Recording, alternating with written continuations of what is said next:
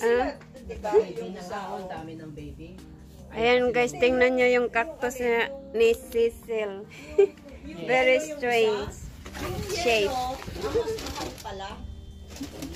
Oo, pasa ito. Anong pangalan ng ano to, Sil? Cactus lang siya. Cactus agapan. Ano kung Ayun, may- magkano to? Binigay niya. Baby na siya dito, Sil. Oh, ang baby. May mga baby na siya. Sige na, dito. Ay, salamat. Tapos si Romboy. Kaya yung dalawang cactus ko doon na may mga tinikyan kasi sinatago ko baka itapon.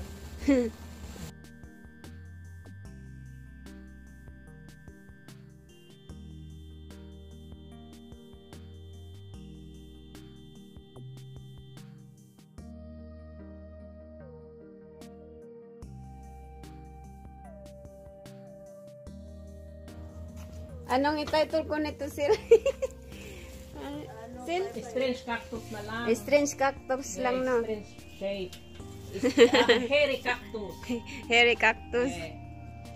May-hair talaga siya. Magtatanong ka eh.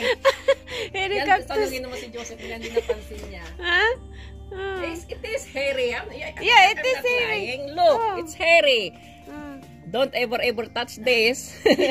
Otherwise, this hair, oh no. Na nga picturean ko at lokohin ko si Jason sa trabaho na naman.